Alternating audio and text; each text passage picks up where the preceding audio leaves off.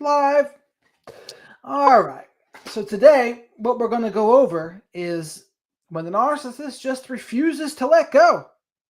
And, there's the overt ways that they'll do this, like with the overt in person stalking or trying to send flying monkeys your way or coming to your workplace, any of that tomfoolery. But some of them, covert psychological warfare. And they'll try to do things, the tech savvy ones, through your phone.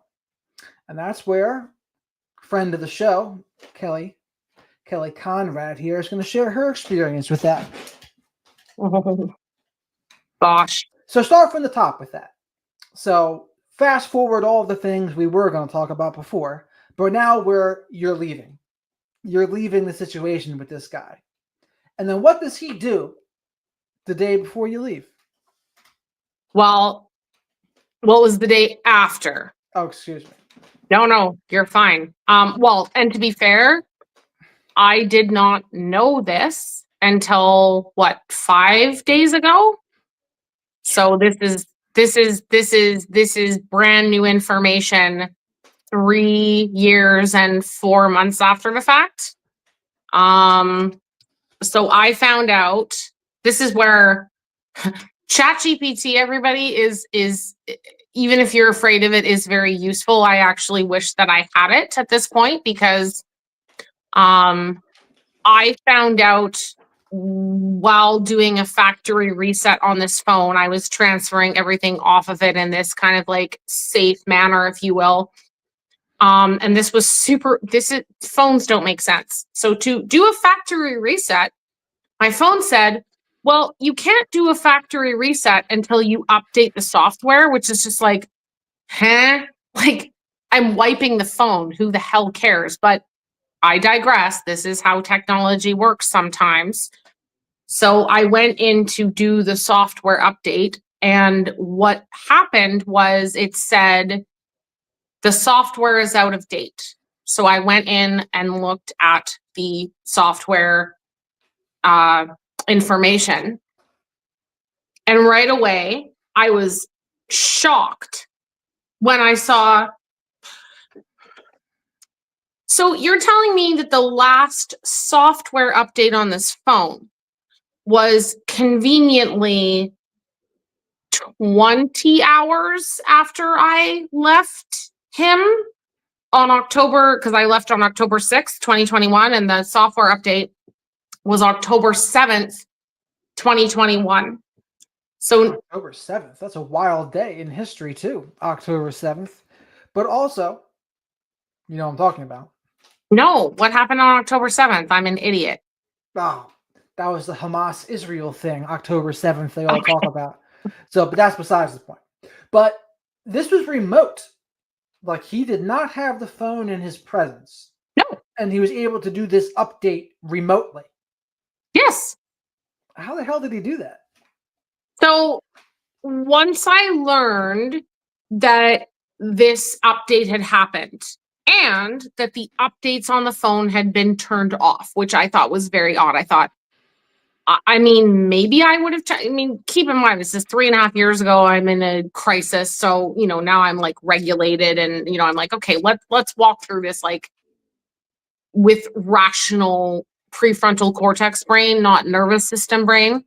So the very first thing that I did was, okay, let's punch in this update code into ChatGPT. Let's see what the code is and what it says. And right out of the gate, ChatGPT says, well, this is a very outdated update. Like this doesn't make any sense. And the particular coding SQS, which I just remember that part, in the particular coding would suggest that this is not an appropriate update for that phone in that time frame. And it would have had to be manually put onto the phone, which could be done because he is the owner of the phone. That phone is a phone that he ordered through his account on Verizon. He had it shipped.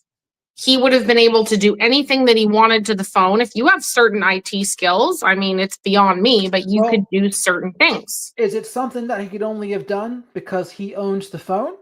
Or Yes. Okay. So So that's if something you important to know too. if you have the serial number of the phone, you have the what's it called, the IE, and you know, if anybody's techie is watching, they're going to be like IEIM numbers, like any of those things. That's how he did it. So what I learned is that he likely, this is scary. I was like, he likely started to figure out that I was going to leave. Like he started to feel, this isn't good. She's on her way out. So he started to plan for this potential. So he set it all up in advance. And then when I did leave that morning, he was like, activate launch. We're going to start all the tracking. We're not going to completely launch, but we're going to set it up so that I can do the things that I need to do to freak her out, to maintain that power and control, and potentially like scare her, get her to come back, etc. Executing Order 66, as they would say in the old Star Wars. Yep. And so it helped him that he owned this phone. Like he knew the serial number. Huge. Would he have been able to do this without that? So what I have come to understand is that, because of course, like once I learned that, I started like going down the chain of commands, like asking different questions, right? And so where I landed was, okay. So he's put this manual update on, he's got certain permissions. He ended up turning off the phone on the 11th after he, like, that was kind of his last ditch effort to get the control. And so I was like, oh shit, my phone is turned off. I got to go get a SIM card. So I went and got a SIM card, different network. That made no difference. So eventually 2 weeks later, I realized, okay, this phone is effed. I've got to go get a new phone. So I went and got an entirely new phone, not an Android, because this phone's an Android. I got an iPhone to completely screw up the whole operation. So also, though, timeout. So SIM card changing didn't help it either. So whatever he had done was bigger than the SIM card. It's bigger than the SIM card. It's bigger than getting a new phone. And what I realized last week is it's bigger than a factory reset. Yeah, see, that's insane. And we'll go over this more too. But so what else happened? Go on. So yeah, I got the iPhone, and at first, because I was smart, I was like, I'm not transferring anything off this S21 Samsung to the iPhone. Like, we're not doing that. So I didn't do that. I ended up like deleting my Facebook account, which was devastating. This is like information friendless photos from 20 years of my, like, it was brutal, but I was like, I have to keep myself safe. So I had to do that. I had to go through all these steps. I very slowly started adding like certain apps on to the phone that I thought were safe.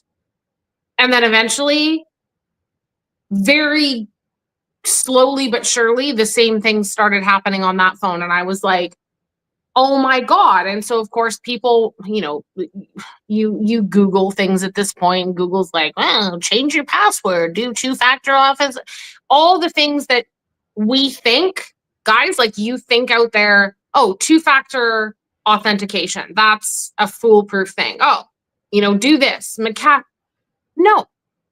If you are dealing with a psychopathic IT level expert person, none of that shit matters to them. And you have to think about that, because they are going to learn, they're going to teach themselves how to bypass those things. If they are that obsessed, they don't care about two-factor authentication. They're going to be like, how do I bypass that without getting caught?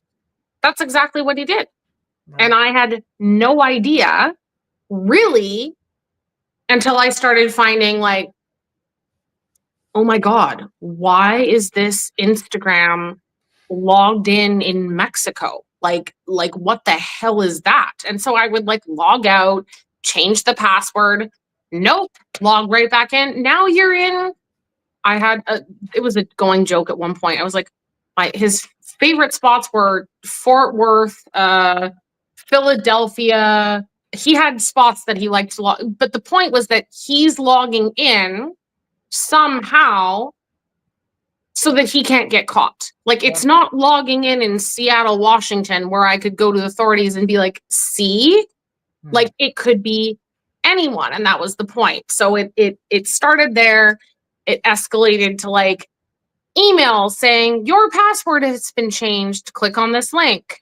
The scariest one, which was really actually February of 2022, I got a code sent to the phone for an Uber. It was like here's your Uber code. Don't share this with anyone. Go into your account to change. And I didn't get it at the time. So I was like, why? Like, I haven't used my Uber in months. Like, why would he hack into this? How do you book an Uber? It needs to know your location. Right. Sneaky. What do you think he was getting out of all this? Control. I think the thing with Peggy is, years down the line now, I don't think that it was necessarily, I think at the start it was definitely, I want you back. I want you to come back. I want all those things. But I think what I've learned is that he really thought securing me in the way he did, all the different parts of the story, the immigration piece, right? Like, I have an immigrant that is locked in. It's the pandemic. She can't cross the border. Like, I would be, in theory, a foolproof source of supply. If you go to Sam Vaknin, which some people may or may not agree with his approach, but I do agree with this part, the 4 S's: sex, services, supply, safety. Sure. He was making sure, how do I make sure that those 4 S's are like secured and locked down? And so me getting out, in spite of all the things that were working against me, infuriated him to no end. And so for him, it wasn't even just about, I need to get her back. I think he got past that point. I think he probably split on me as a narcissist, or, Sure. We've talked about splitting. It became about, how do I punish you? How do I torture you psychologically, emotionally, knowing what I know about you, knowing the things that I learned, your vulnerabilities, your traumatic experiences? How can I come after you in a way that will psychologically split you and break you down into nothing? Right. So, for the people that might be experiencing something like this and they're not quite sure, what are some of the clues they're being cyber stalked? So first of all, if you get any kind of notification that a password has been changed, if you have trouble even and I hesitate because I don't want to get into the fear mongering. Like, if you ever get an email that says your password has been changed, someone is psychotically stalking you. But for the sake of, if you are a person that is in an abusive relationship and you have left, or you are thinking of leaving, like, let's use that criteria as a baseline. And then you start getting emails, your password has been changed. You can't log into your Instagram. If you check the location of your logins or the devices and something doesn't match, if you notice outages, like if typically your phone worked over here, there was no problem, and then all of a sudden your calls are dropping. You can't make calls. Like, yes, I get cell phone towers go out. There can be like I'm in Canada, so like TELUS could go down. But those are the red flags. And if you're dealing with a more covert narcissistic type person, they're going to resort to the same tactics that they did in the relationship, even in the post separation abuse. It's going to be slow and insidious and confusing. And here's another good question. What was the post-relationship abuse like in your situation besides this aspect? um Well, I called it post-relationship. I should say post-separation abuse. That's the right word for it. Oh, no. And I'm not laughing by any means by the way that you defined it. I'm laughing because kind of where I am in my therapy journey and where I'm at with like the book and everything. Like I was really hard on myself for a really long time. Like I felt so defeated. I felt so weak. I felt like, I mean, he told me before I left, I have more power, more money, more resources than you. I'm going to destroy you if you leave me. And I just, for a very long time, I thought, oh my God, this man is going to kill me. Like and that is what he didn't come to my doorstep with a weapon or even his bare hands and do that, because I think that's the whole point of the IT stuff, is that they've learned how to adapt to preventing themselves from being exposed or getting a protection order. But I've spent years thinking he won. Like he won, he's stronger than me. I ended up leaving the country. I ended up with a myriad of diagnoses and autoimmune things and so on and so on. And then I thought, now I'm like, dude, he set up a step by step strategy, like played a game of chess that you didn't even know you were playing, to prevent you from being able to leave, to prevent you from having any kind of success. And here I am, 3.5 years later. I escaped him. I got home. I got home in time to help my dad with his health. I got home in time to be present for my aunt's funeral. I saved my own goddamn life. Yes, it's been very hard. Very, very, very hard. But look at what I've done. Like I survived very ridiculous odds, and I think that's the part that I need to focus on. Yes, because outside of getting you back, that's the next best thing, is you thinking he won. Like that's the next best thing to someone like him. Because of course they want to regain control at all costs, but at worst they'll think, well, as long as she thinks I won, that's good enough. That's what they're going to think. Well, and here's the difference, right? In terms of like a person who's character disturbed or whatever, like we don't even need to necessarily go like, oh, NPD, like just disturbed in their mind. He, in my mind, he wasn't affected. Like, yes, he was affected, obviously, because he was pulling out all these stops. But it boggled my mind going through this like escalation. Like he would do something, it didn't yield the result he wanted, so he would up the ante. And I was like, oh my God, where is he going to stop? But the thing that blew my mind was how can someone do this to someone that they claimed to love? Keep in mind, and it's like it doesn't even faze him. Like it's like he woke up on a Monday. I know him. He gets up at 6:30. He goes and listens to his crypto podcast. He thinks about how he's going to conquer the world with XRP. He came in at 7:15 and like there was a routine about it. And in my mind, in the brain. Yeah. And in my mind, I'm like, I'm sleeping on a recliner. My quality of life is hell. I'm so scared. I can't go home. Like there's all these different things. And he's just like, well, I wasn't there to see, so I can't confirm, but it's like in theory, he's just carrying on with life as is. And it blows my mind. Like even if I think about the most horrific things that have been done to me, this being one of them, right?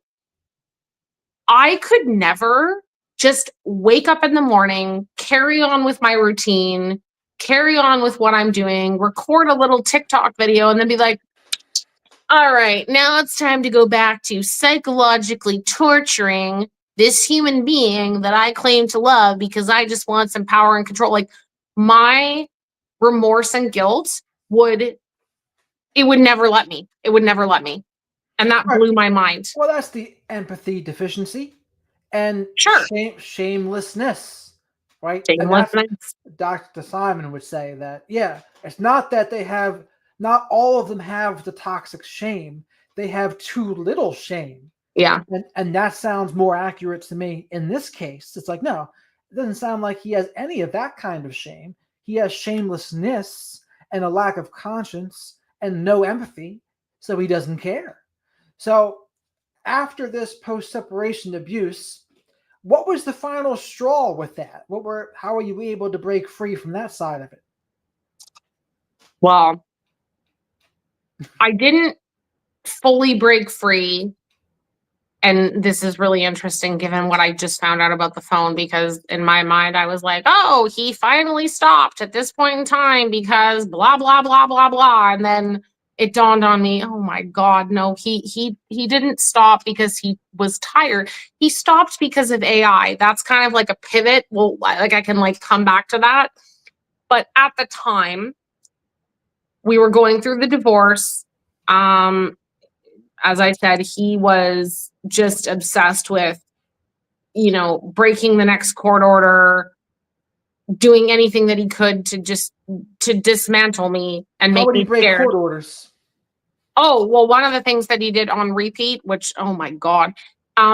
So it depends on where you live, right? But I was residing in Washington State. So we were working with Washington State laws. So once the petition for divorce had been submitted, there's like, okay, it's a no-fault state, so we don't care about affair, we don't care about domestic violence, we don't care, like, we are only interested in dividing community property. But you cannot sell anything, you cannot remove from medical, like, you can't make any changes to assets or insurances in this process while we are looking at the different parts of the community property. So given that I am his wife and I'm in the United States and it's a pandemic, well, he yanked the medical, which he's not allowed to do. So he yanked it. Was it 3 or 4 different times? And one of the last times that he yanked it, I had to resort to phoning the insurance company, recording the conversation, asking very direct questions. Please confirm that this insurance policy was revoked.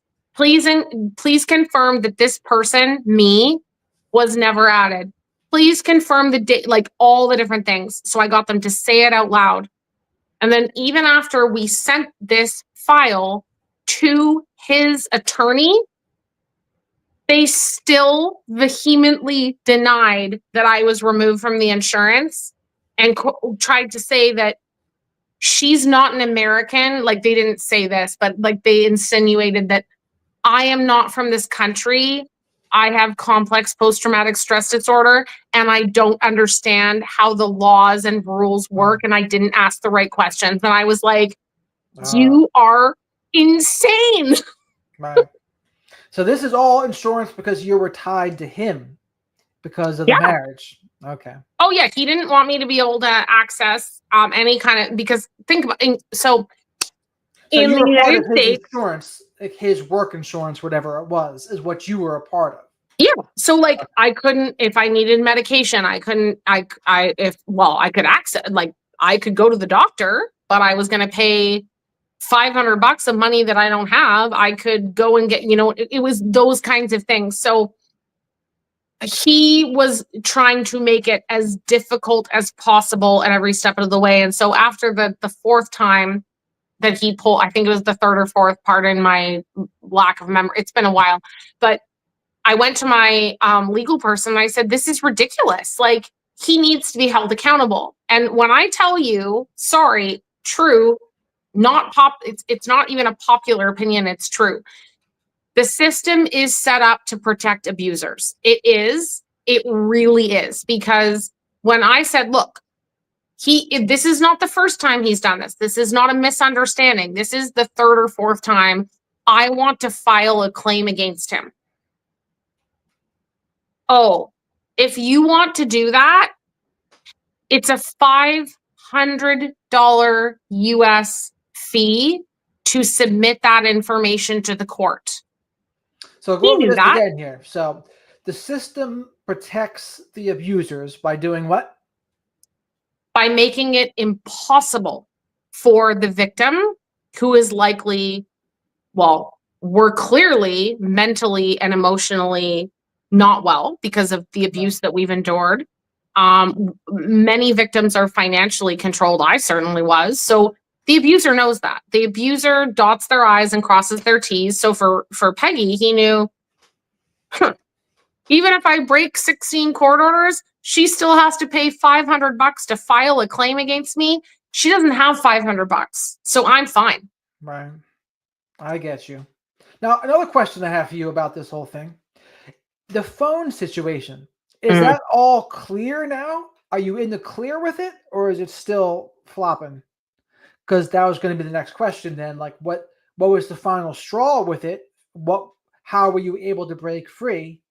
And the answer is you haven't been able to break free. No. I thought in August of 2023, I got to really think about my dates here. I thought in August of 2023 that he finally tired. The logins on Instagram stopped happening. Like, there was a shift, and I thought, oh, thank God, like, he's finally tired. He's finally, or he's bored, or he has new supply, or whatever the 18 different reasons could be. And what I would find out after getting this information off that other phone is that I was told to because I need the information. I have photos, I have evidence, I have a lot of stuff on that phone. So what I was trying to do is transfer the data, wipe the phone, factory reset, carry on with my life. But my intuition said, do not put this on your computer. Because if there's something wrong with this phone, you are going to destroy your computer. You don't need that. Your book is on this computer. You have a lot of things on this computer that you need. So the phone that we're talking on now, my S24, you know what? If I'm going to screw something up, let it be this phone. I've already dealt with this thus far. Why not? As he would say. I mean, so it's the narcissistic people that are tech savvy like this, they're a modern day wizard with it, really, because people don't understand how powerful they can be and how many things they can do via your phone. So as you're talking, I think to myself, well, people have tried to get into Coinbase or Kraken, or the crypto exchanges, and I'll get things on the phone and they'll say oh, what's going on is someone's here's your 6-digit code, someone's trying to log in. And then other times, if someone says, oh, click here, if this wasn't you, that's part of the scam, is to click on the click here, right? But that might not be a stalking part of the scam. That might be a different thing. But I try to separate the differences between what specifically is something they might do versus just whatever scams and phishing is out there in general. Because they are two different things. Like, there's scams and phishing stuff in general versus something that a narcissistic ex would do. And it's usually the dudes, let's face it. I don't know too many tech savvy women that are doing this. I don't see, like Miss Sam Bankman-Fried. Maybe she might do this. What was her name? I can't remember. But there's very few of them. For the most part, it's guys doing this. Well, and the thing about so when it's, as you said, the phishing things, blah, blah, blah, blah, blah. When they do that specifically to someone like me, what they are banking on is you are so dysregulated, right? You're so fucking freaked out that you can't access your rational brain to go, okay, I've just received this request. This seems suspicious. Like, you know what I mean? Like our rational, like guys, I call it the front brain. This part of your brain is the prefrontal cortex. It's responsible for all of your rational thought, decision making. And so when your back brain, which is your limbic system, takes over, which in emergencies, it has to take over, right? Like I've talked about this on lives. When there's a bus coming towards you, this part of your brain goes, oh my God, there is a yellow bus coming towards me at 80 miles per hour. I should probably get out of the way, because it's a rational brain. It's decision making. This part of your brain kicks in and goes, screw you, get the F out of the way. I'm like removing you. I'm making you jump. And so what abusers are banking on is, how can we keep you out of this brain? Because if you stay in this brain, you're going to figure out really quickly what's going on. You're going to be able to rationally walk through the evidence and the processes, all of the things that they do to manipulate you in the relationship, gaslight you. It's all this brain that they are depending on this brain to come to the forefront. I mean, I don't even know if they know they're doing that consciously. I think what happens sometimes is they throw shit up against the wall and they find out what works. Yep. And then they figure out what works. They don't know why it's working. They don't know, oh, I'm bypassing her prefrontal cortex. I'm giving you the science. Like, I know. I'm saying, like, but that's what they're doing. They are just throwing shit up against the wall to see what sticks. And then what ends up working is what they keep on doing.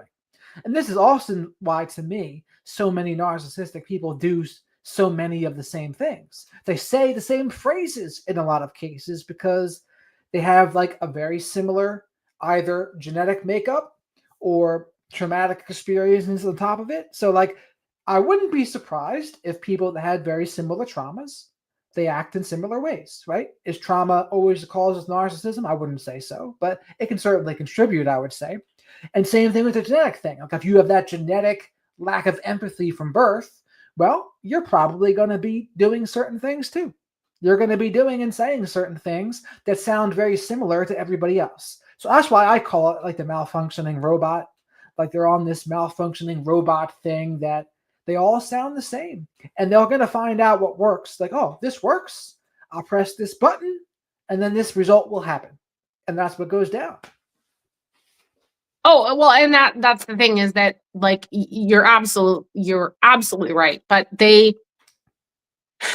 know that if you are in that rational thought, you're going to be able to sort through information. You're going to be able to do more cognitive processing, right? They don't want that. They don't want that. They want, going back to like what we were talking about with the phone, those phishing emails, they are intended to send someone into the stratosphere. And so if you are actively dealing with abuse, you're already like very stressed out. You're in a state of anxiety. And especially if you've left abuse, it's very, very, very, very hard for a person to go, okay, I'm just going to like think about this and like wonder what it is. You're in a state of panic. If you add in CPTSD, ADHD, any other challenges that can contribute to you having a difficulty with processing this information, I promise you, even if it's not conscious for them, they are banking on using those challenges against you. Another thing they love to do is to like rush people. And they'll rush and pressure them because they know when you're feeling rushed or hurried, you're less likely to make a rational decision. You're less likely to make a sound decision. And this is the same thing that we see people do in sales. They'll do that false time constraint, or sometimes even in dating, people will do it too, right? But they're like, oh, limited time only. There's only 3 slots left. or you're Yep. not going to be able to become a part of my coaching program, or you have to do this to become a part of my freaking boot camp. It's like all of that is trying to get that false sense of a time constraint. Mhm. And it's just the manipulation. Yep. So much of all this is manipulation. It's just, what kind of manipulation is it? Is it overt manipulation? Is it covert manipulation? The phone stuff is like a covert psychological warfare, I would say. So I mean, is there any recommendations you have for people that to maybe be able to prevent that? Is there anything that you think like you wish you would have done or didn't do? God. I mean, honestly, you know what? Here's what I'll say now, and I'm not even going to try to walk. Oh, well, it's like you should have done this or should have done that. Right now, today, on February 23rd, 2025, we're living in a very weird world. There's a lot of weird things going on. I know that a lot of people are scared of AI. Some people are fascinated by it. Like, I'm like kind of the combo of both. But here's what I'll tell you. ChatGPT has been so validating for me. It has given me answers that I knew that I was not missing. I was not missing the piece of the puzzle. It was just that I couldn't get the validation. And so, knowing that I was right, and I will say to any trauma survivor, any abuse survivor, the majority of us have been conditioned not to trust our intuition because abusers don't want us to look inside of ourselves. They want us to be paying attention to them. They want us completely focused on them at all times. So having access to something like ChatGPT and being able to ask these questions has been monumental for me because it's giving me answers, it's giving me solutions, it's giving me explanations. And for the first time in 3 years, it's going to be a pain in my ass, let me tell you, but I am going to effectively be able to sort out exactly what he did to this phone, get all the bugs, change all the settings, and through a bunch of various strategies, which I won't necessarily say on here because I don't want him to know all the things that I'm going to do. If Smart. he's listening to this goddamn conversation, which apparently he might be, I'm going to kick his ass out. Like, there will be no more access. There will be no more hacking. There will be no more sending photos to people that make no sense, like some of the links that you get. There's nothing crazy. It's just like, what the hell did you send me? It's saying you do not have control anymore. You're going to have to find a different hobby. You're going to have to find something else to do with your time. And it's not going to be torturing me. So ChatGPT has allowed me to validate myself, know that I was right, gain the tools to effectively figure out how to fix the problem step by step and regain control of my life and feel empowered that I did so. It always reminds me of Lord of the Rings, where that one king, King Theoden, I think his name is possessed. Do you remember that scene? Yeah. Where the bad wizard, Saruman, Saruman has like control of him. And this whole thing is similar to that in a way. And the same thing with like someone who has an addiction or even who someone's part of a trauma bond. It is similar to a possession in a way where it's like you got to break free of the spell of being subscribed to their distorted version of reality. And seeing it that way, I think, can be helpful. And when I asked those questions before, it's certainly not to say it's your fault or something. It's just more to say, well, maybe there's someone trying to get out right now. Maybe there's something that like you could say to them to say, yeah, if you do this or don't do this, don't get a phone with them or something like that. I don't know. I'm not sure what the answer would be. Oh, and I could speak to that. So I will say, anyone listening to this or anybody that watches after the fact, please keep in mind, I am several years removed. I am sitting in my living room by myself in silence, in regulation. Like, you are not going to be able to be that rational when you're in the midst of the chaos. So I didn't have a lot of time to prepare.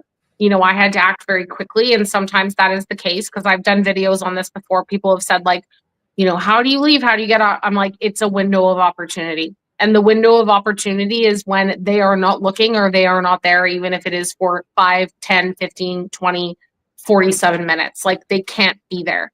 So some victims are not going to have time to prepare.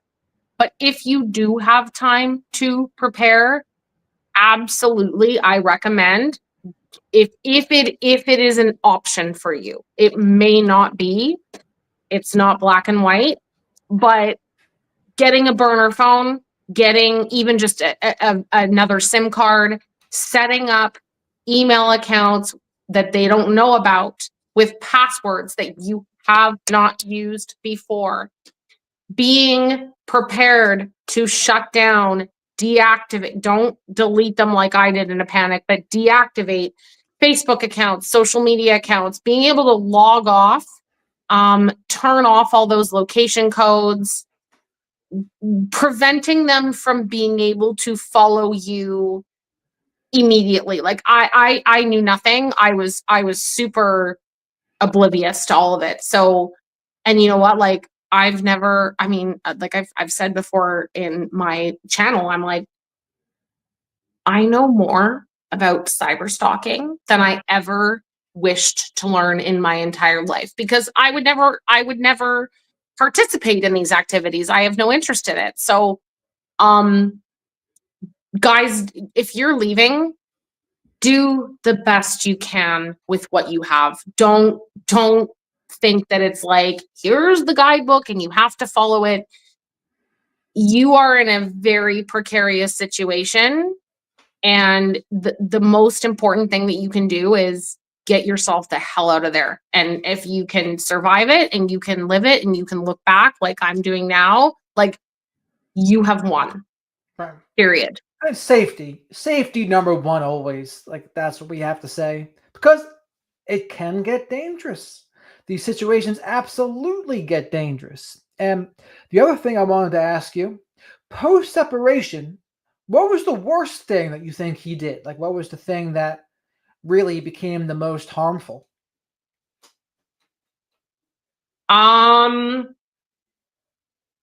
Wow, the most harmful.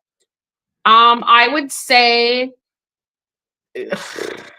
wow, that it's very rare that I have to take a full pause and think because I'm so quick on my toes. But if I had to be completely honest, it was towards the end of like when we were going through the divorce, and it was like, okay, like this is like we're at the end of the road.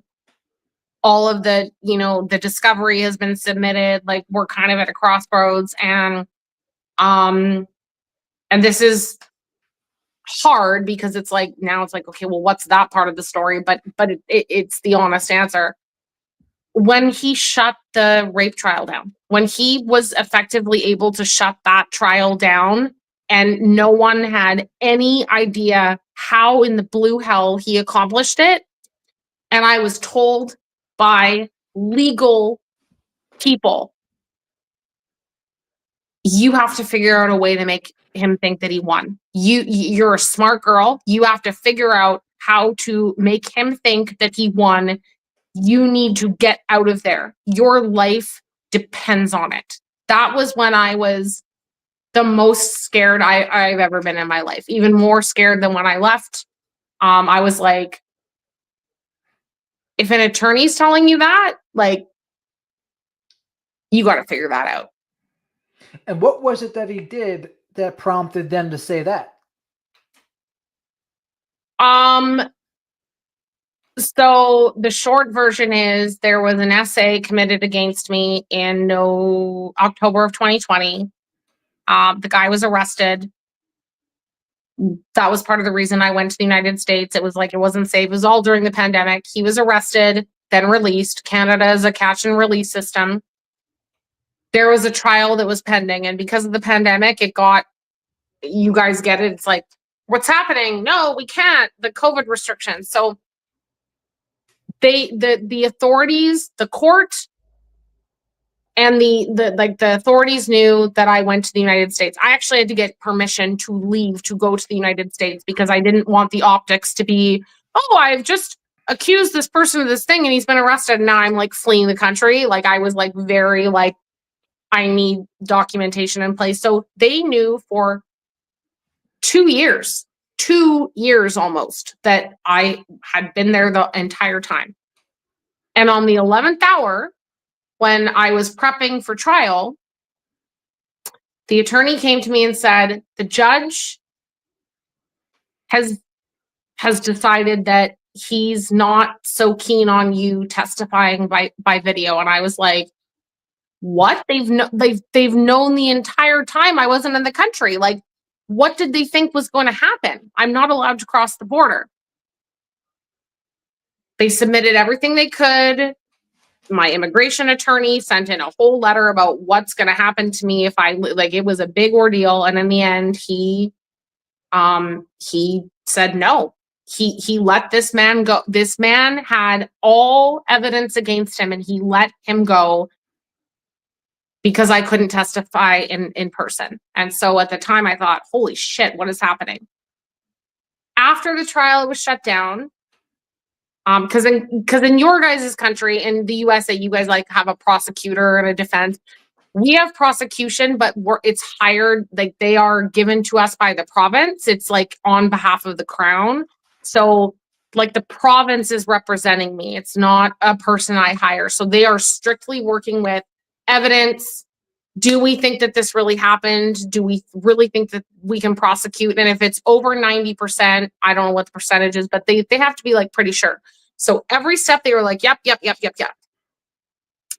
She phones me and says,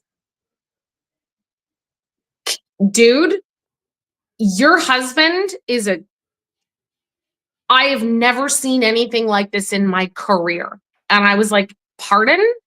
What are you talking about? She goes, the defense attorney phoned me this morning, even though it's all shut down, it's all done, to gloat. And what he said was, this guy's stupid, by the way. He said, that little girl that little girl being me, is so lucky she didn't have to go up on the stand. I would have roasted her. And the prosecution was like, okay, cool. Like that's expected. We would have prepared for that. Like, why are you calling me? Here's the key. He says, well, I was informed that she left her husband, is crawling around the United States, and has claimed that she's a victim of abuse. She's lying about that. And I was given evidence to suggest so, which would also suggest that she probably lied about this particular crime. And she was like, even if you had lied about domestic violence, which you didn't, but let's pretend you did. The way that the legal system works, it doesn't care about what happened in 1992 or what happened now. It's based off of this specific incident and all of the evidence within that particular crime. So she said to him, you're a lunatic. Like, this doesn't matter. And he said, oh, no. I have a reliable source. I have a reliable source that gave me information that I needed to clear my client's name. And she came right to me and she said, you need to get the out of there. Like, he is so dangerous. He's so calculated. He is like, he's got a ridiculous vendetta. She's like, I've been practicing law for 20 something years. I've never seen anything like this. Like, a guy from a different country shuts down a fucking rape trial. Like, what the hell? So I had to get crafty. In high places too. Pardon me? He has some friends in high places too. Correct. That always can contribute to these kinds of things. I mean, people that have connections to the courts, to lawyers, to police, to politicians, to professors, to other lawyers. But across borders, that was the part that was like, Wow. And I Well, mean, I'm dollars are totally on your green. side. Dollars are green, whether it's America or Canada or wherever.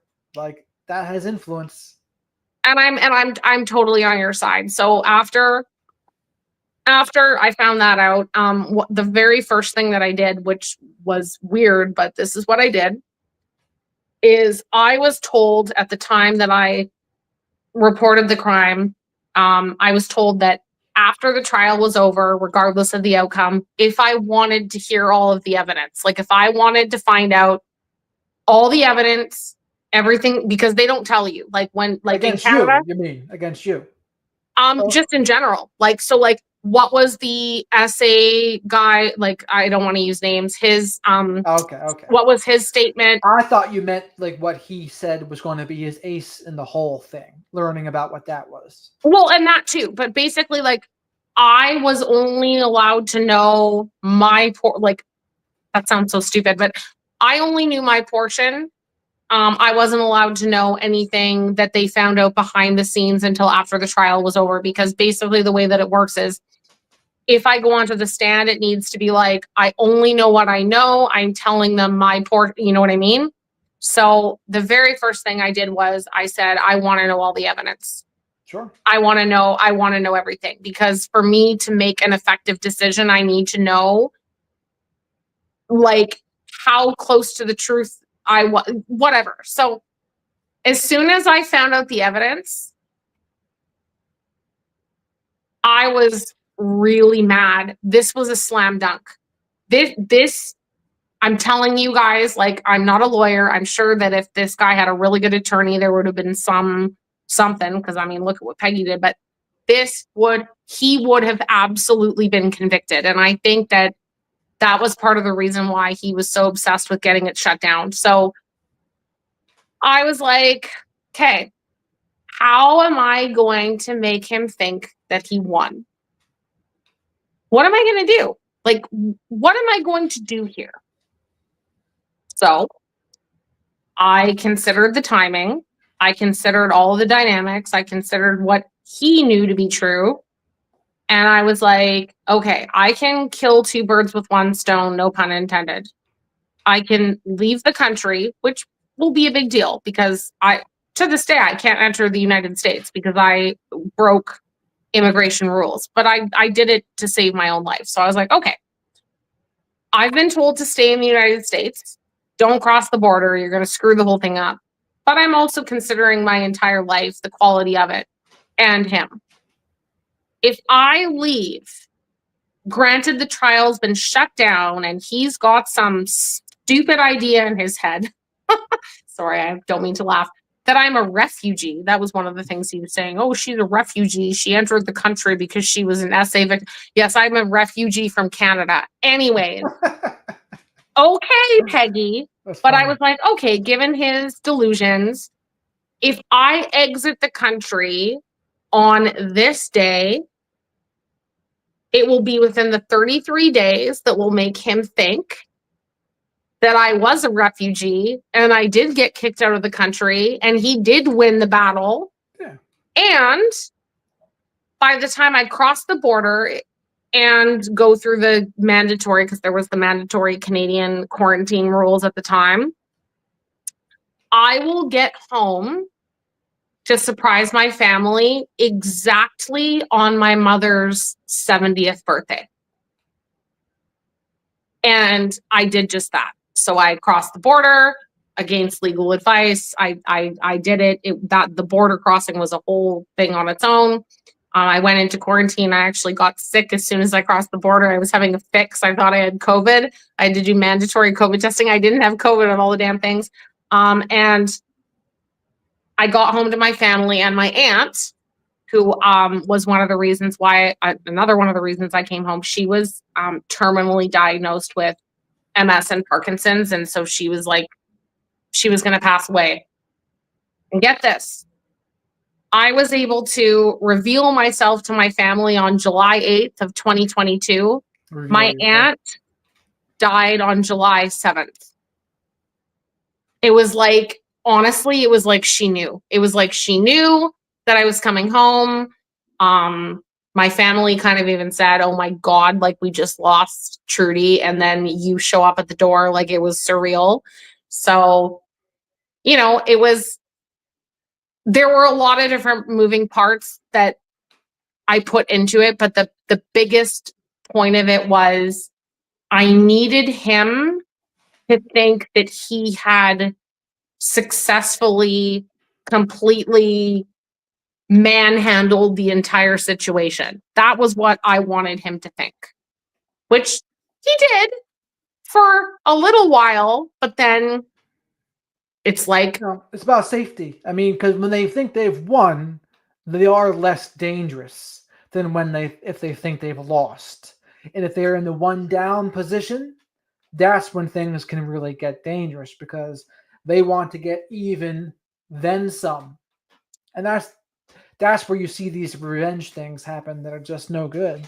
Yeah, I mean, you're like Andy Dufresne and Red going to the border, escaping from prison, and you got to the border. That's what that reminded me of. sorry, that like I love that movie, and I've never considered that angle. Wow, sorry, that blew my mind. Well, the way you're saying it, like, oh, to the border, and that's what Red keeps on saying, like, maybe I'll be able to make it across the border. And for the first time, he goes, in the last 40 years, I've committed another crime, parole violation, crossing the border. Like you committed a crime, crossing the border to get away from the situation. I mean, I want to hope that it's not a crime, but I hear what you're saying. It's just, well, I'm not an American. I never got my residency or anything like that. You know, I have family that lives in, like my mother actually grew up in the United States. Like I'm not a dual citizen because they were all born in Canada. It was my grandfather was stationed down in Pomona. And so they grew up there. And so like half of my family lives in the United States, half of my family lives here. And so when, you know, Peggy and I got together and I was like, well, I've never considered living in the United States, but I just love him so much. I just want to be with him and it makes sense for us to be there. But you know, like going through the consequences of leaving him when I didn't have residency. I had exceeded the 182 days of visiting in your country. So on paper, it's like, well, you have exceeded the 182 days. We don't have you marked as a resident. We have paperwork to show that you're in progress, but now you're floating around the country and we don't know what you're doing. So you have to prove what it is that you're doing.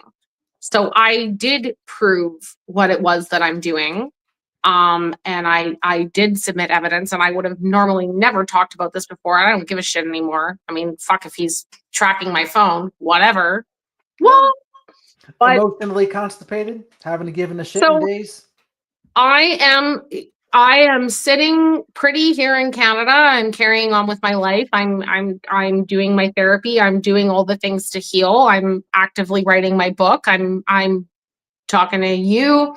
And I'm waiting for a determination. And when that happens, and I was told it will take 3+ years, and it has been 3+ years. It's crazy. But I just received an update on December 31st of 2024. That was wild. Happy New Year. Happy New Year. So, I'm not attached to anything. It would just be, honestly, at this point, whatever's going to happen is going to happen. You know what? I survived. I would love to return to the United States as a visitor. That would be great for me if I could, you know, go to Disneyland. I mean, you know, you can't see it right now, but if you were in my house, you'd be like, oh, she's a Disney fanatic. I would love to see my family that lives there. I would love to see my friends that live there. But I can't do that right now. And you know what? If that was his goal, I'm going to ban her from the United States. She's never going to come back. Okay. Well, things are headed in the right direction for you to be able to do it. Like the ball's moving in the right direction. Yeah. So yeah. It's taken a long ass time, but to be fair, one of the things I've asked myself is, okay, Cal, seriously, would you, even if you had crossed let's pretend I crossed the border and there were no consequences and I could enter the United States at any time, would I have been psychologically and emotionally ready to go back to the place where I literally disintegrated as a human? No, absolutely not. It's like asking a person, so we know that you like nearly died on a plane. Do you want to go on a plane ride anytime? Like that's a well, maybe it's not a dramatic example, but if someone was in a plane and the plane crashed and they almost died, would you really be shocked that they didn't want to get on a plane anytime soon after going through, time, space, trauma therapy, process? Like, there's no way. So for Well, you know me, what? The one in Toronto that just oh flipped. my God, There's been so many of these recently, but Tim dude. Dillon was doing a bit about it, and he had said they got paid $30,000. Each one on the plane got paid $30,000, and Tim Dillon was like, "You guys need to be milking this. You guys need to be talking about how that was the most traumatizing moment of your life. You're all injured. You're all this." He goes, "You guys got to play the system better." But it's just like a bit. But it's tongue in cheek, but also not really tongue in cheek, because if they did do that, man, they could probably get paid out hundreds of thousands to millions. In Canada, we have the Americans sue differently than Canada. We don't rip that way, but here that's probably why they didn't do it then. Here's what I'll tell you though, honestly, truly. If someone had come to me, and I'm being 100% real on this, like no bullshit. If someone had come to me and said, "Look, we will give you $1 million," which I know is not a lot of money in this day and age, but let's just say 1 million, 5 million, 10 million, an amount of money that would change my world. Cause I'm, like I'm on disability. Like I'm recovering from all this. Like this has been a long haul. And they said, it'll go away, but the deal is you can never talk about it ever again. You can never try to help other people. You can never educate people, like, which abusers love to silence people. They like, we will give you $1 million to make it go away.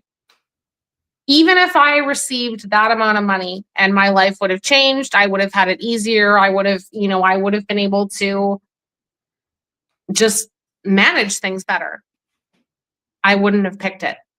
I would still have picked the path that I chose. I would have still taken the very minimal amount of money that I received in the divorce, even if it wasn't what I should have got. I would still have picked the path that I picked because it honored me. It was true to me. It was choosing me. It was honoring my authentic self.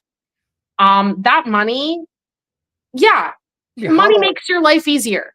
It doesn't make you happy. I'm sorry. Oh. Yes, it makes you happier. Or sorry, yes, it makes your life easier, but it's not going to make you happy. Correct. It's not. This part of it is the priceless part anyway of the whole experience, right? Whether you grow up with it in family or romantic relationships. I was saying that to the woman Vanessa at the book signing today. It's like, I don't regret like all the things that had happened. It helped me to be where I am today. And without it, you wouldn't be in these spots. Like you wouldn't be there. And of course, people aren't going to be like, "Oh, I'm so glad that happened. I'm so glad I got mistreated and abused." But it's like, now, once it's happened, though, it's like you may as well try to see like and make the best of it. Why? Because why not? I always related to like the mothers that like lose a child to an OD. Like some of them, they go off the deep end themselves in grief, and bitterness, and negativity, which is, it's understandable to an extent. But then others, they really go gung ho about, you know what, I want to try to help this never happen to somebody again. And they try to like really help with prevention. Yep. They try to share, they speak at conferences, they share their testimonies. And it's like, they do better. Like, of course, they would rather have their child back, but they're making the best of the awful situation.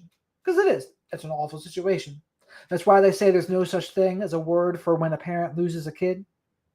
Like that's no word for that, but there's words There's for everything not. else. Oh, there might be a word for it, but in the movie the show 6 Feet Under, that's what they were saying. He goes, if a son or daughter loses the parent, they're an orphan.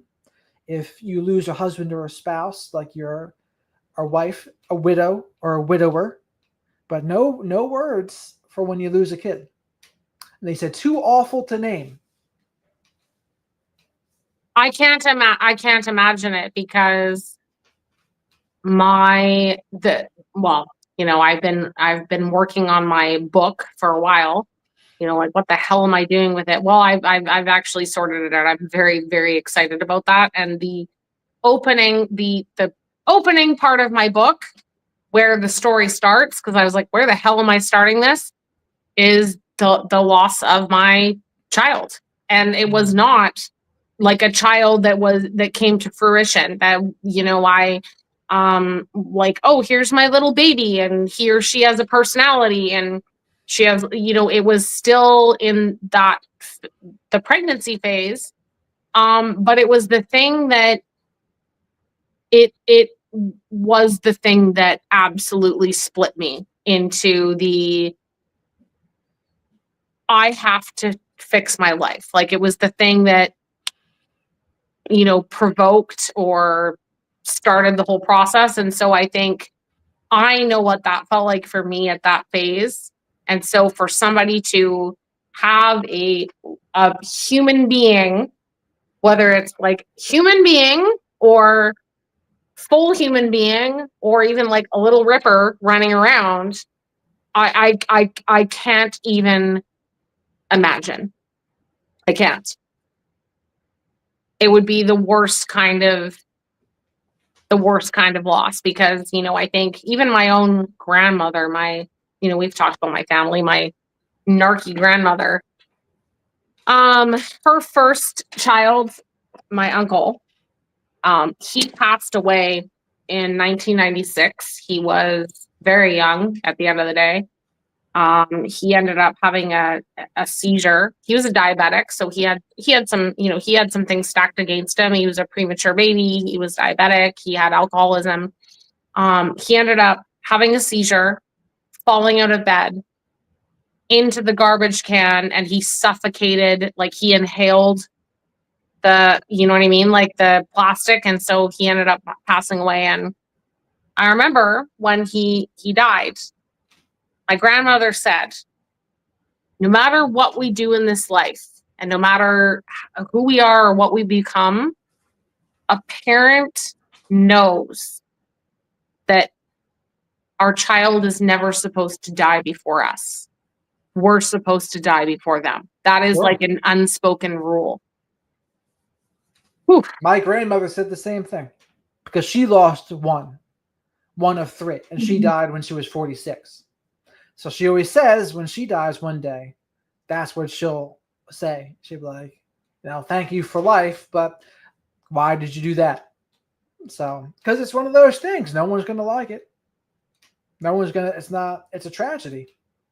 That's so scary. I feel very old some days, but I also feel very young. Well, because our birthdays are coming up. I know. And in 3 years, I will be 46. Yeah, that's right. Sunday for me, next Sunday for me, and Monday for you. You've got an important birthday though. 40. 40. That's such a scary number. That's like a halfway point for most men. 40 into 80. Yeah. Yeah. I mean, these days, I guess more guys live to 90 than they used to, but women generally live longer than men, generally speaking.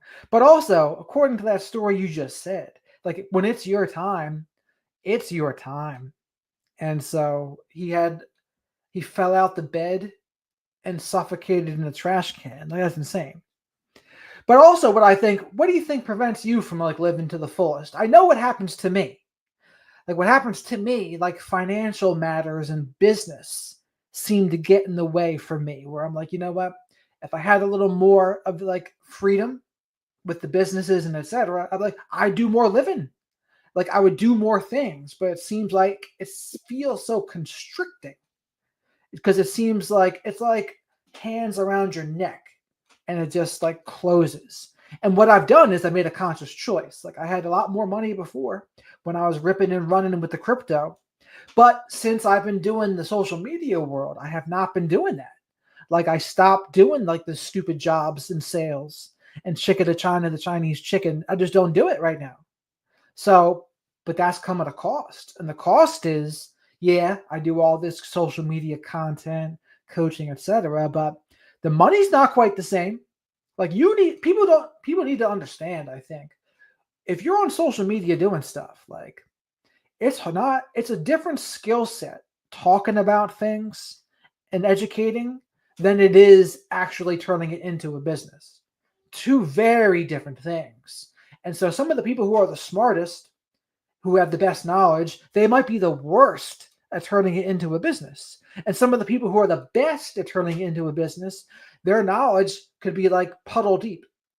You don't know, but like their stuff is getting out there. So it's tough. And so that was a long way to say that does feel constricting to me, where it's like, I would think, you know what? If I had the money I had before, like, I would go on more freaking adventures. It just feels like more freeing. And maybe some people are better at this than me, where they're able to not tie it to that as much. But it's something I've always struggled with. And I do not want anyone, including you, to think that I'm saying, oh no, we don't need money. Money is of course not. No, like I say, one of my biggest struggles is the lack of financial, like, I mean, we've talked about it. We don't have the creator fund in Canada. You know, I put a lot of time and effort into the TikTok videos that I make. Some of them do well, some of them don't. Like, it just depends. But the point is that if I shouldn't say if, I should manifest when I get to a point where I reach the financial stability and status that I want to have, I will be grateful and glad for myself that I did that deeper internal work first before getting there, because I think I'm going to have so much more appreciation for what it means to be financially stable, to understand that that stability is not necessarily going to equate to happiness. It just means things are going to be easier. It's going to be, it's going to be easier for you to, go get your hair done and take a break, go on an adventure, all those different things. But here's the thing. If you're not happy with yourself, if you don't have the connections in your life that you want to have, what's That's what it's the really point? all about, right? You need the connections are the biggest thing. Yeah. They're the things that have the biggest determining factor. And there's plenty of people who are wealthy, who have a dream life, for lack of a better word. I always refer to people like Anthony Bourdain or Robin Williams or fill in the blank, Chris Cornell. All these guys have a dream life. They got plenty of money. They're rocking and rolling, but they still had the addiction thing. Like Anthony Bourdain had depression plus some alcoholism plus like some women issues, and the combination, like all of a sudden you forget it. You forget what's going on. And I think that's what happens to people when they go into that place. The world narrows, and all of a sudden you can't see it anymore. You can't see the forest through the trees. You don't think about your kids. You don't think about any of the people that care about you. And some people would say, well, no, they think they'll be better off without them. It's like, no, they're not going to be better off without them. Like the pain will be transferred to them. And so, but that's how it happens though. It shrinks. The world shrinks. And that's similar to like people who feel poor and are poor. Like the world shrinks and the possibilities seem to shrink. And some of it is a self-imposed thing, but not all. Not all of it is. But it's the uncertainty, I think, because when you actually get there, you might look back and say, "Oh, of course I got there. I should have never worried about it." But you can't go back because the worrying in some cases is what can propel you forward. So like if it wasn't for the worry, you wouldn't have done those things. So, but in retrospect, everything's hindsight's 2020 in everything in that way. Well, and that's the thing, right? Like, I mean, this will be, I mean, I've talked to you about it, but there will be a very specific section in my book about I have lived a more, like there have been challenges and there have been lots of challenges in my life. And so, when I met Peggy and like everything was just so amazing and so wonderful, we were so connected and it was working so well, blah, blah, blah, blah, blah, blah, blah. So much love, so much chemistry. Part of it was that I watched this man in awe of like, wow, he's so successful. He's made a name for himself. He pushes so hard. He has X, Y, Z, A, B, C, D, E, F, G, like all the things that society would tell us will make us happy. The car, the haircut, the Botox, the outings. And I will tell you, my lifestyle living with him was amazing. Like went golfing. I did amazing things. But here's what I will tell you.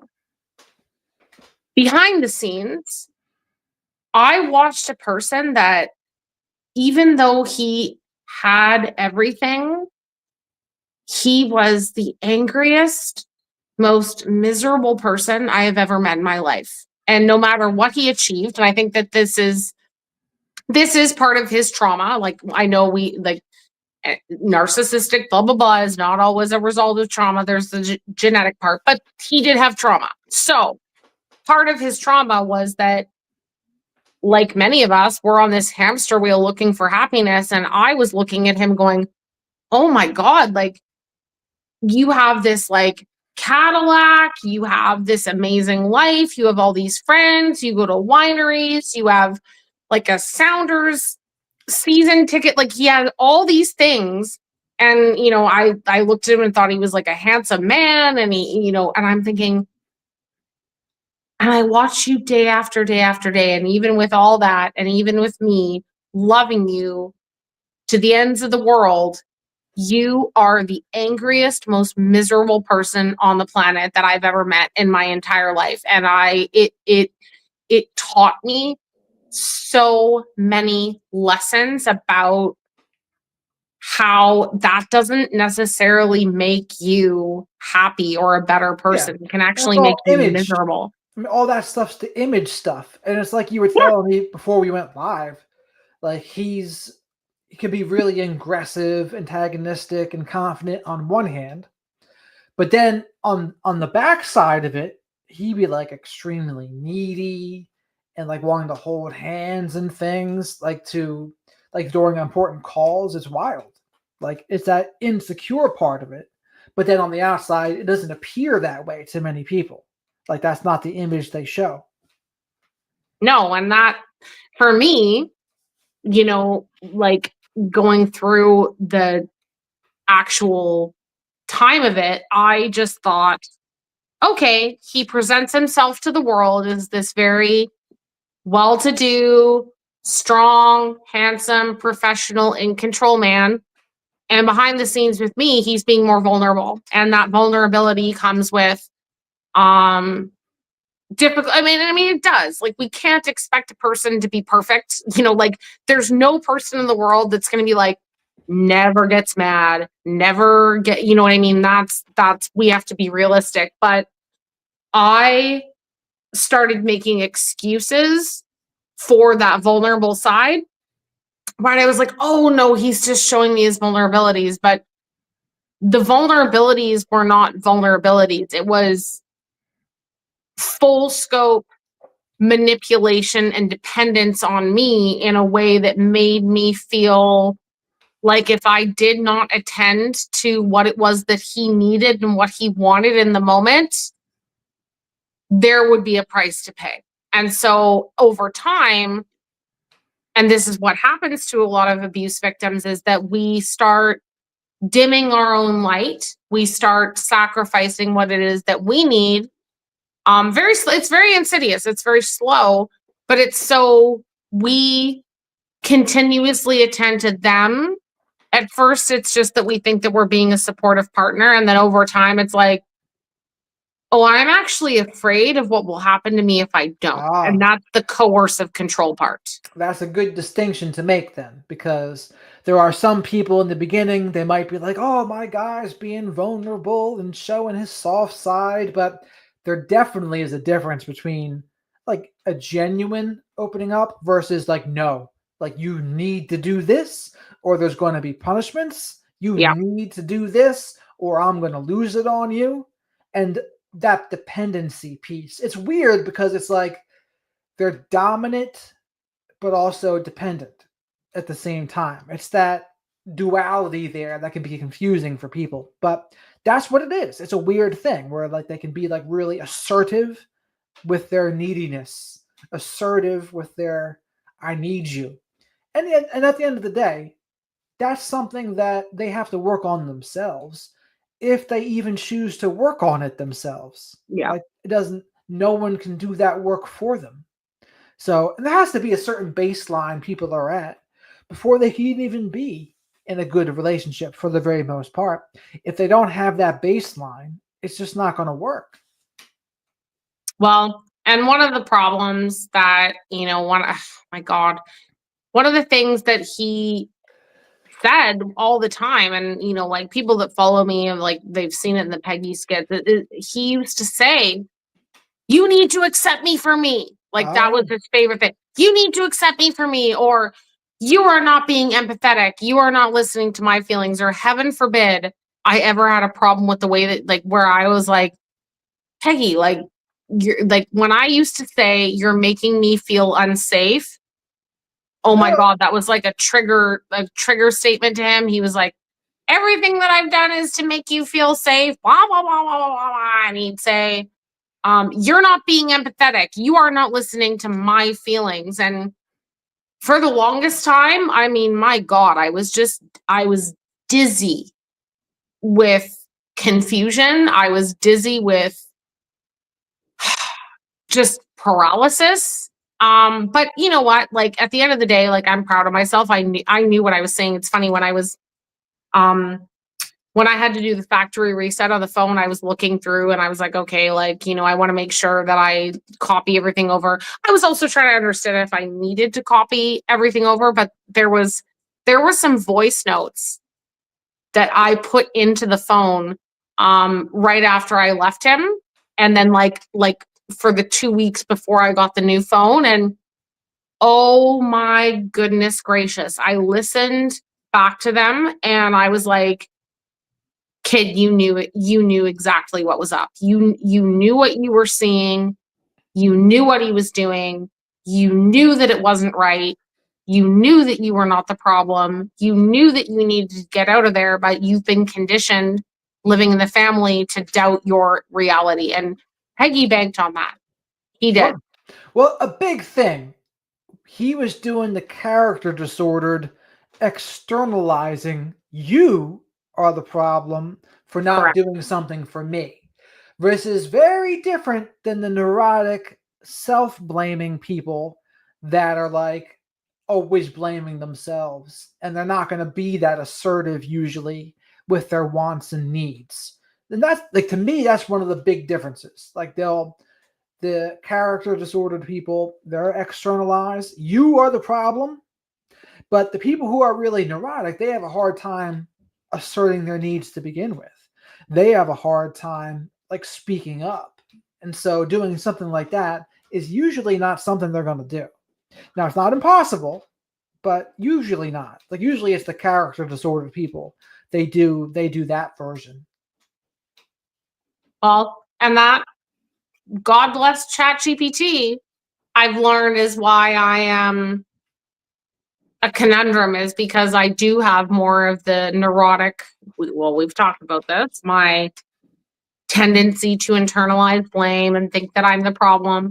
But there's also this very determined part of me. It's like that, like the skate. Well, I'm the scapegoat. I'm always to blame anyway. I'm the truth seeker. I might as well sort it out. So abusers, what I'm starting to learn and realize is that abusers, they look for kind of two ends of the sword. So they're looking for somebody who is going to either be completely submissive, just Sure. meek, shut up, they're not going to say anything, Some of them, or for sure. they can't take it and they run away.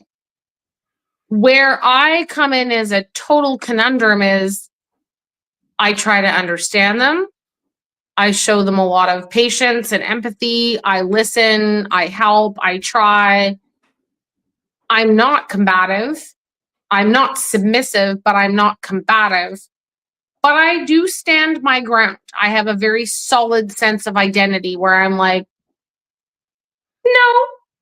And it makes, what I've learned is that makes an abuser crazy, especially a psychopath, because it's like, no, the rule book is you either submit to me and you become pathetic and meek and weak, which then I don't respect you anyway, so I'm just going to devalue you more until I discard you, or you just run away from me and then I can claim that I'm the victim and you abandon me. Like, it's going to be one or the two.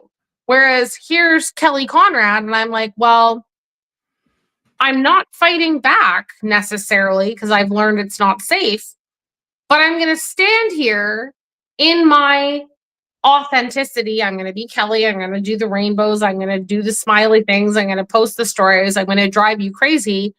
But then I'm still going to sit there and be like, I love you. I want to understand what you're going through. I want to help you. I want to get you. I want to do what it is that you need. And the abuser goes, what the hell are you doing? I've only learned that very recently in my chat GPT conversation. When you ask them that, that's when they go crazy? Or when you tell them that you're going to try to understand them? Oh no, he loved it. I'm He sure. loved it. He ate it up. Well, yeah, of course, because you don't have the antagonistic, the boss girl bitch thing that some women have, where it's really abrasive and every conversation can feel like a battle with some of those people. You're not like that. So I could see why people like him, they wouldn't have a problem with that side. But even when you're assertive, you're not doing it from that angle either, where it's really harsh and it's just ooh. But no, you don't. And that's what people who are going to be abusive, though, they're going to like that. They're going to like that fact that it's not going to be like that. Because other things they might do, they might try to tear that kind of person down. Like the strong That's person. what he did. They'll try to do that too. Like the people who are antagonistic, that version. Right. But each one is going to, people are going to go after different things. Like some of them want that more submissive side. Some of them want the strong, the really strong, loud woman too. They want to pull that woman down. It really just depends on the person. Well, and that's the thing is that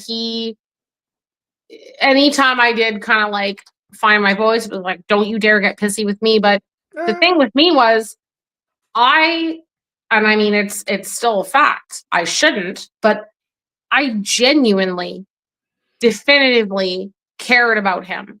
Loved, I was committed to him. I wanted to help him. I was his best friend. And he loved that, I'm sure. Supportive. I was like, I'm here. I love you. I see you. I hear you. I understand you.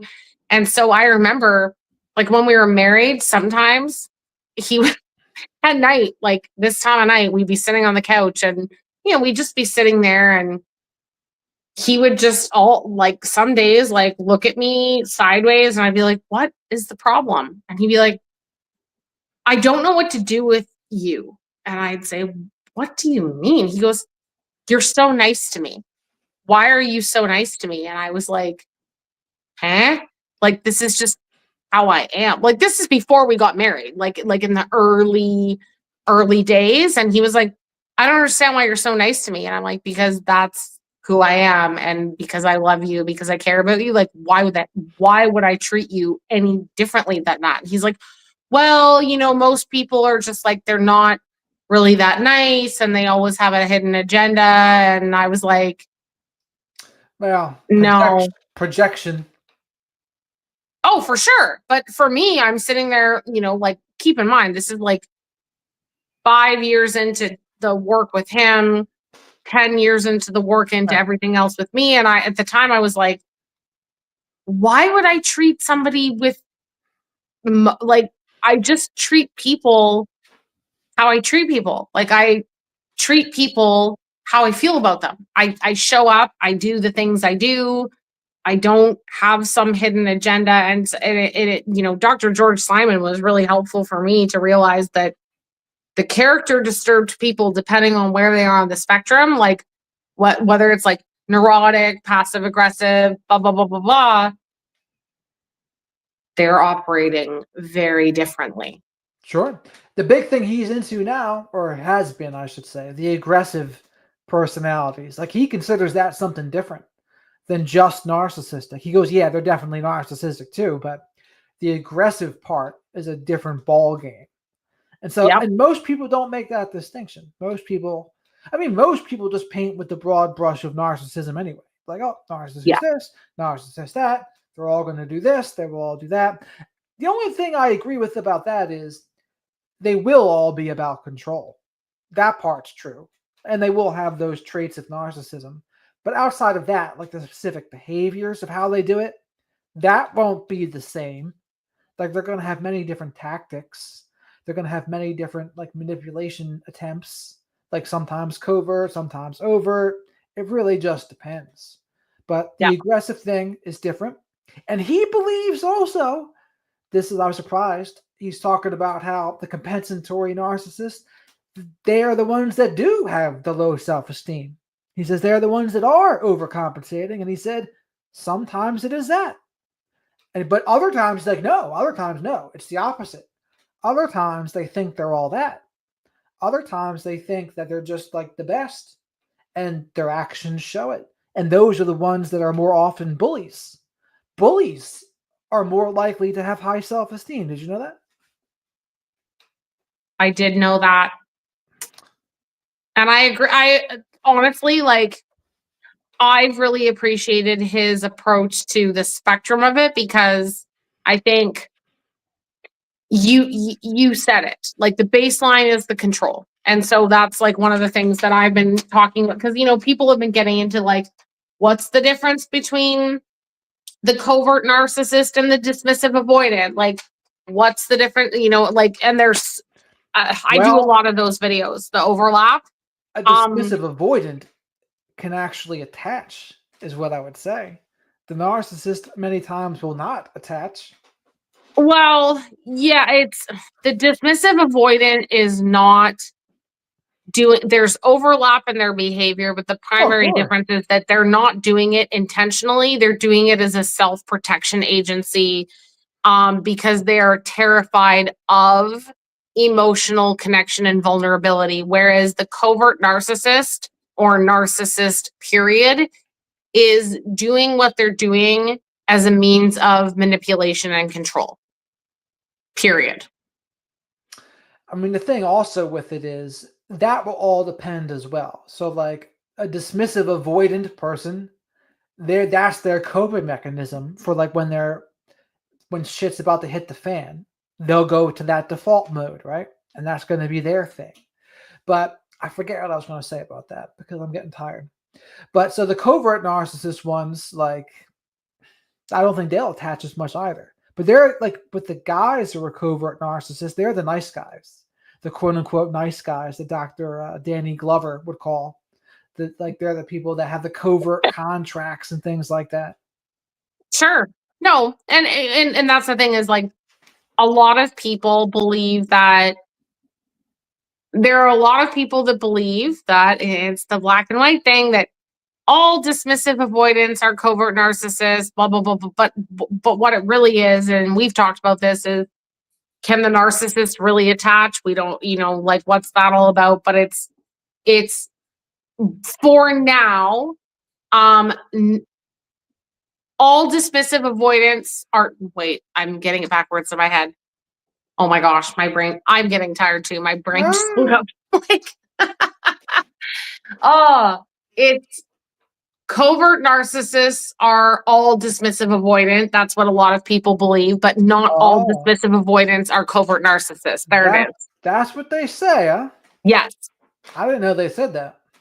I don't Yeah. know if I agree with that. Well, but that's also because we've had conversations about the lack of attachment, right? That like that non-attachment. So my role as an educator at this point is okay, this is what I know, this is what I've learned. Here are my experiences because I incorporate a lot of experiences into my teaching. And this is what I want you to take away from it. But I always tell people, it's like Dr. Simon said in the interview you guys did, is like research is always evolving. It's Yeah. always changing. I mean, Christ, if I think back to like, let's remove narcissism from the conversation altogether. Let's look at diets.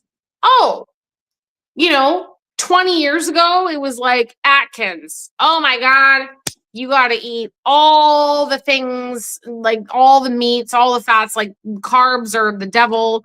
Then they changed, then it was like eggs are the devil, the cholesterol, like we're always evolving in our research. And so what people I think, need to keep in mind is that we are having these conversations, you and I, now based off of what we know, what we've been taught, and what we've experienced.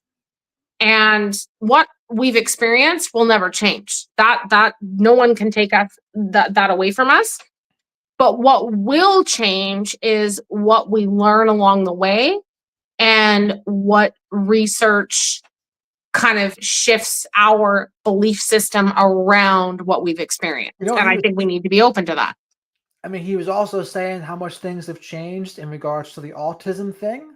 They Yes. used to think cold and Cold distant mothers. mothers. That's one thing. And then the Yep. other thing, something about the telescopes or something in space that he was saying they've updated their thinking on. But I think it's a sound way to go, that just to have a little bit of humility, because all of these social sciences, for the very most part, there is no definitive way to say yes. It's not math, right? It's not going to be exact, right? Like that. There's going to be shades of gray with it. And I guess the closest could be some of the brain scans, the neuroimaging, right? That's Yeah. the closest to it. But even like he said with that, he goes, we don't know when the brains became like that. Was it that way from birth? Was it influenced by the environment? You don't Yeah. know. The only way you would know is if you brain scanned that person as a child, and then you brain scan them later, 10 to 15 years later, or whatever it is. Then you might know. You have a better idea of what happened there, perhaps. But even then, you got to be careful. People have to be careful with being so certain, I think. And some people, and that's where social media gets in the way, because people want to listen to people that sound sure of themselves. Like, but you can still be sure of yourself and have humility too. Like, because I think Dr. Simon sounds pretty sure of himself, but he's also like skeptical. He also has a good level of humility about it. Like, yeah, we don't know. We see what we see. So he like acknowledges the genetic thing. Are you haunted over there? Did you hear that? I heard something. I don't know what it was. That was freaking weird. Sorry. Sorry. The ghost of Christmas past. It was like cling cling, like it was, sorry, that was weird. Apologies. I wonder how many places are haunted in Canada. A lot of haunted places in America. Oh, over here in Victoria, we have an actual ghost tour thing that we do. Like there's a foot tour and there's like years ago there was like a bus tour, especially like around Halloween. It's really quite fascinating. But no, like even just this building wasn't built until 2008, so it doesn't have as much like ghostly um opportunities. But there's a church right here. There's a little church right outside my balcony, and then Down here from me, there's like the Empress, which is, that the Empress Hotel was built very early days, early 1900s. So we've definitely got Well, some. one of these Go. places you were telling me about that someone else has seen the ghost, where you've seen one too, and someone was talking about it, like someone else. I forget exactly the story you're telling me about a while ago. Yeah. Well, I'm trying to remember which one because there's been several, but like, the golf course ghost, the Something about an apartment, and think maybe like in a place where you are now or somewhere similar. yeah. I'd have to think. There's been so many different There's ghost a stories. kid. There's a kid that you had said that. Oh, have you seen this person? And they're saying it to you. Have you seen this ghost? Oh, yeah. When I lived in my old place and my Okay. stepson, when he was only 2, he was like, he couldn't say my name, so he said Cuddy. It was so cute. Cuddy. And he brought up, he was like, talked about the person that talked to him in the night. And I didn't think, I was just like, I'm not gonna play too much into it. I'm just gonna let him talk. And anyways, his dad got all "Wah!" as they do. And anyways, long story short, I determined that he was seeing some of the same things that I was seeing. And I was like, yeah, perfect. He's like from the Sixth Sense. So he was having conversations with the dude. Yeah. Well, I think here's the thing. Children are innocent. They are open. They have a different vulnerability than adults do. Like, adults see something like that, they're either going to freak out, they're going to think that they're high, they're going to think they're having a dream. You know what I mean? Like, they're not going to be as open to it. Whereas like if you watch a little kid, they run towards Mickey Mouse in the costume. They think it's all real. They as long as the entity doesn't present themselves as terrifying, a lot of people think like a ghost creature would be, more demonic. That's not necessarily Yeah, going to be not true. always, not always, right? No, so if There's it's certainly there's some dark entities, but sure, not but all. for a kid, that's going to freak them out. So they're not Yeah. going to get a kid to interact with like that type of situation. It's gonna need to be welcoming. It's gonna need to be open. So yeah. Anyways, Makes look it sense. up. Ghosts, Peggy, hacking. That's it. Yeah, you should go be a ghost hunter. Go on expeditions and chronicle your journey online.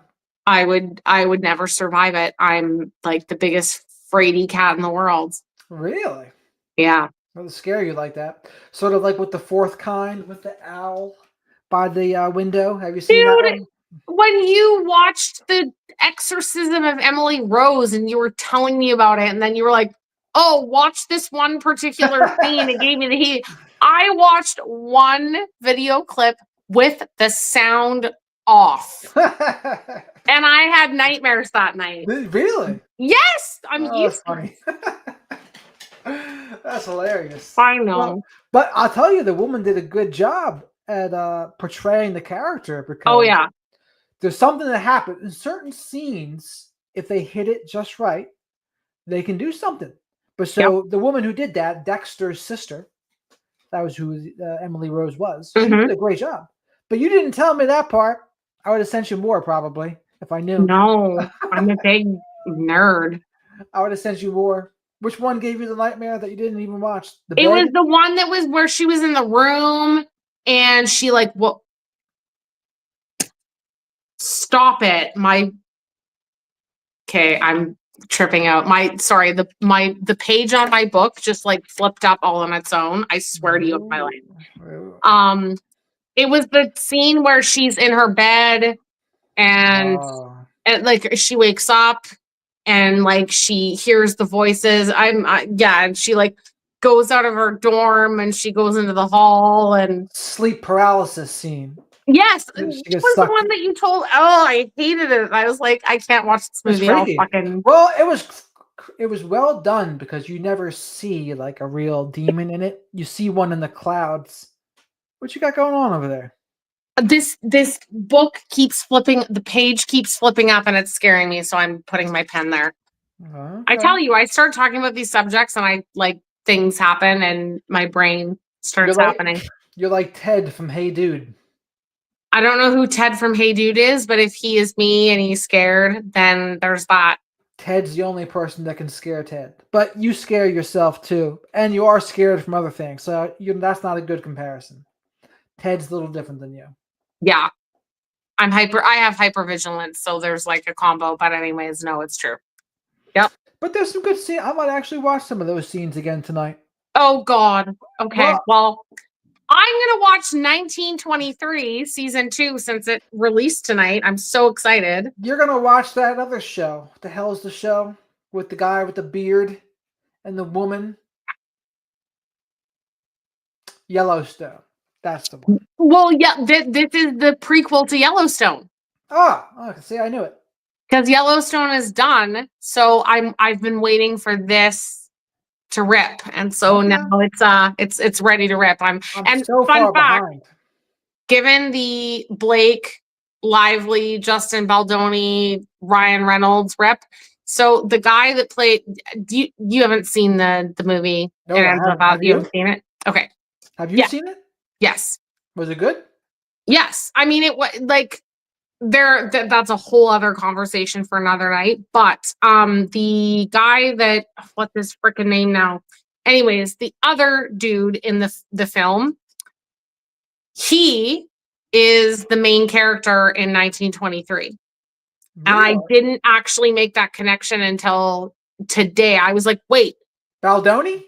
no, Brandon Sklenner or whatever his name is. He is, oh my gosh, how do I say this without like spoiling all the things? Anyways, Blake Lively's character in the movie, her childhood person that shows up later in the film, the actor that plays him, he is the main actor in 1923.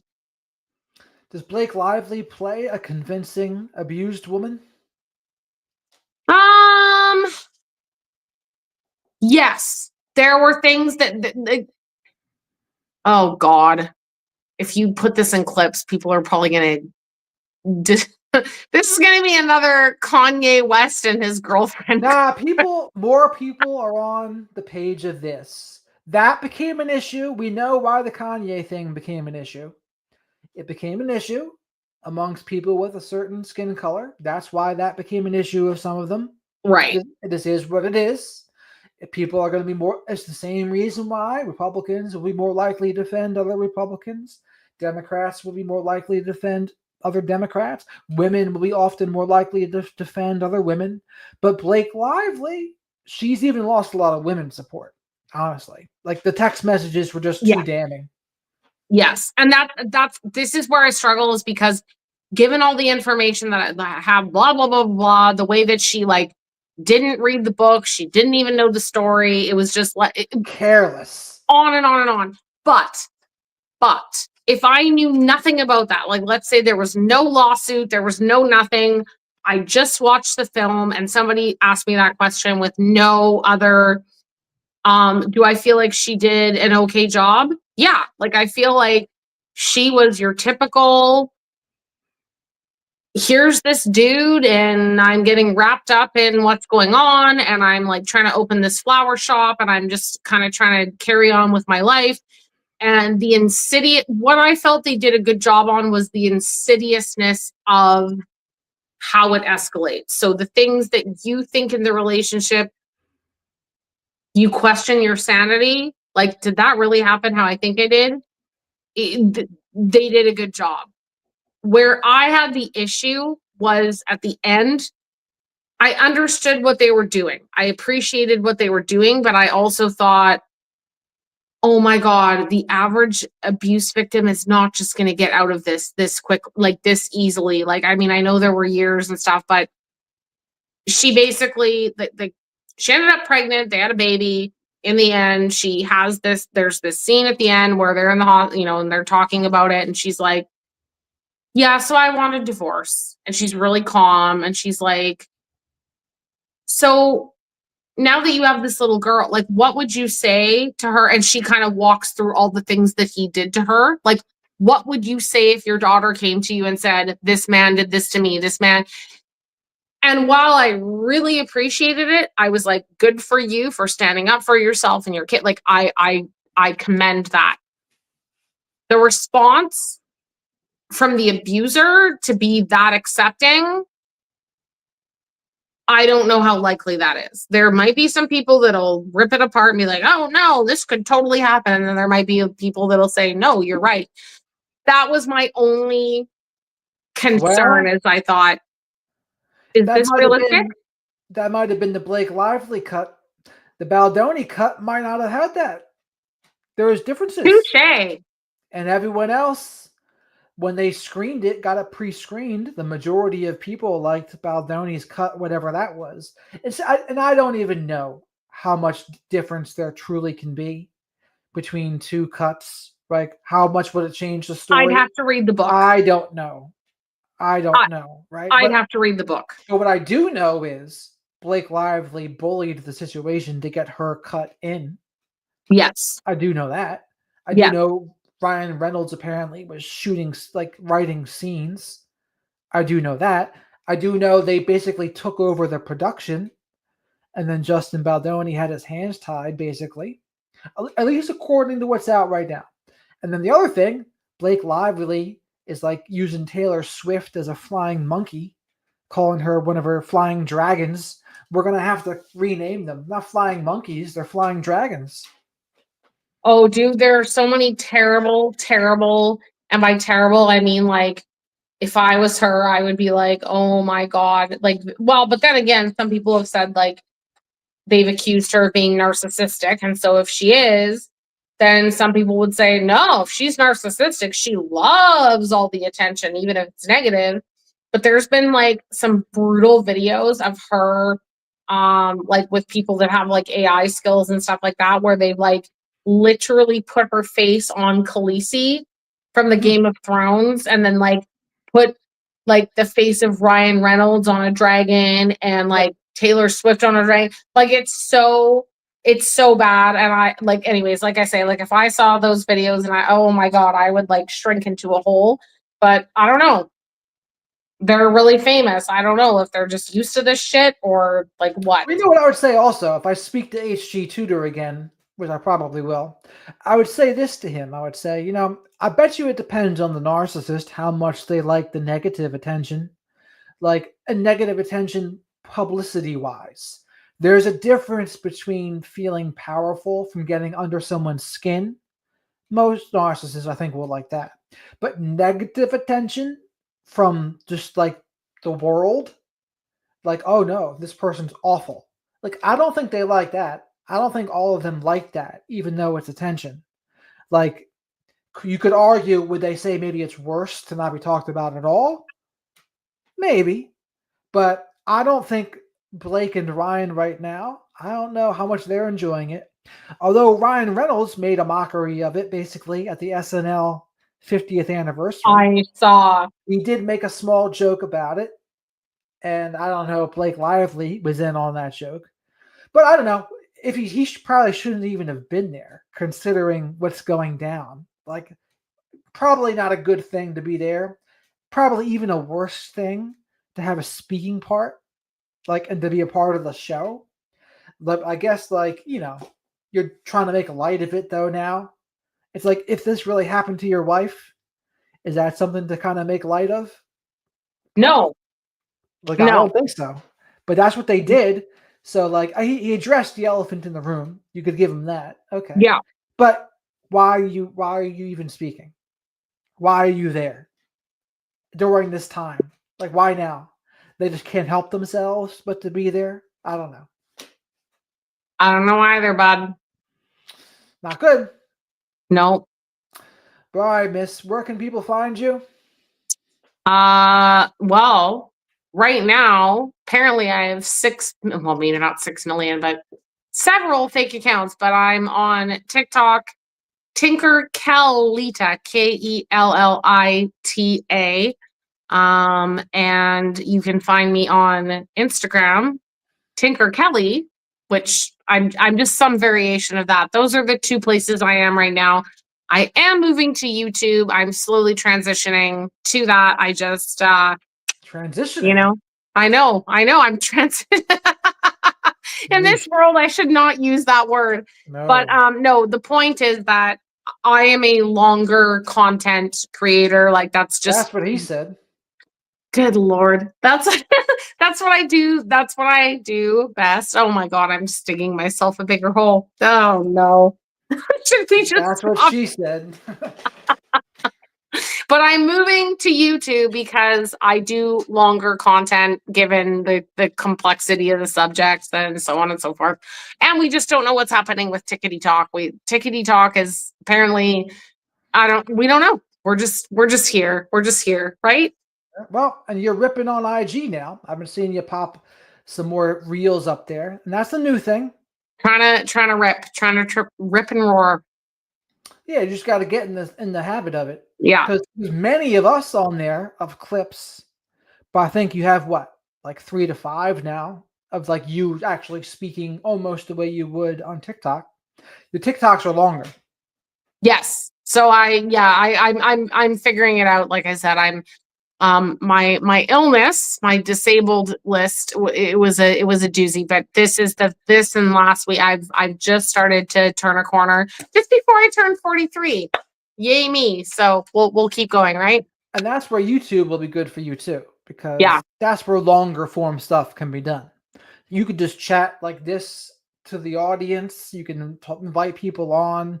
You could do a monologue, not live. It really just depends on what you want to do. Right. So, Love that for me.